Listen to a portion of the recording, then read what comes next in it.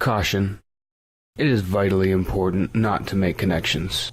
When you see the shots of rubble from Joplin, Missouri, you should not wonder, is this somehow related to the tornado outbreak 3 weeks before it in Tuscaloosa, Alabama? Or the enormous outbreak a couple weeks before that, which together comprised the most active April for tornadoes in U.S. history? No, that doesn't mean anything. It is far better to think of these as isolated, unpredictable, discrete events. It is not advisable to try to connect them in your mind with, say, the fires burning across Texas, fires that have burned more of America at this point this year than any wildfires have in previous years. Texas and adjoining parts of Oklahoma and New Mexico are drier than they've ever been. The drought is worse than that of the Dust Bowl, but do not wonder if they're somehow connected.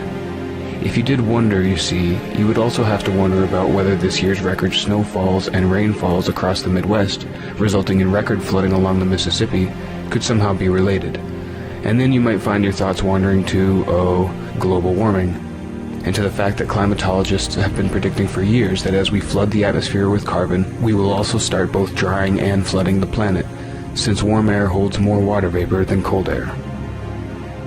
It's far smarter to repeat to yourself the comforting mantra that no single weather event can ever be directly tied to climate change.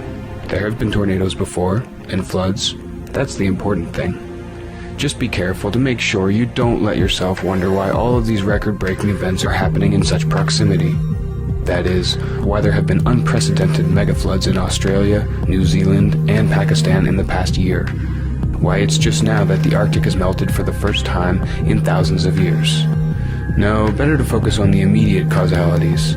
Watch the videotape from the store cameras as the shelves are blown over. Look at the news anchor man standing in his waders in the rising river as the water approaches his chest. Because if you asked yourself what it meant that the Amazon has just come through its second 100-year drought in the past 5 years, or that the pine forests across the western part of this continent have been obliterated by a beetle in the past decade, well, you might have to ask yourself other questions, such as, should President Obama really have just opened a huge swath of Wyoming to new coal mining? Should Secretary of State Hillary Clinton sign a permit this year allowing a huge new pipeline to carry oil from the tar sands of Alberta? You might also have to ask yourself, do we have a bigger problem than $4 a gallon gasoline? Better to join with the U.S. House of Representatives, which voted 240 to 184 this spring to defeat a resolution simply saying that climate change is occurring is caused largely by human activities and poses significant risks for public health and welfare. Propose your own physics, or ignore physics altogether. Just don't start asking yourself whether there might be some relation among last year's failed grain harvest from the Russian heatwave, and Queensland's failed harvest from its record flood, and France's and Germany's current drought-related crop failures, and the death of the winter wheat crop in Texas, and the inability of Midwestern farmers to get corn planted in their sodden fields. Surely the record food prices are just freak outliers, not signs of anything systemic. It's very important to stay calm. If you got upset about any of this, you might forget how important it is not to disrupt the record profits of our fossil fuel companies.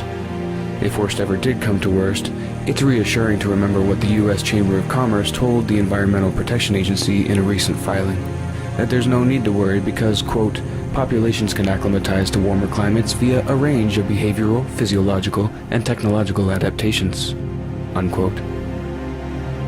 I'm sure that's what the residents of Joplin are telling themselves today.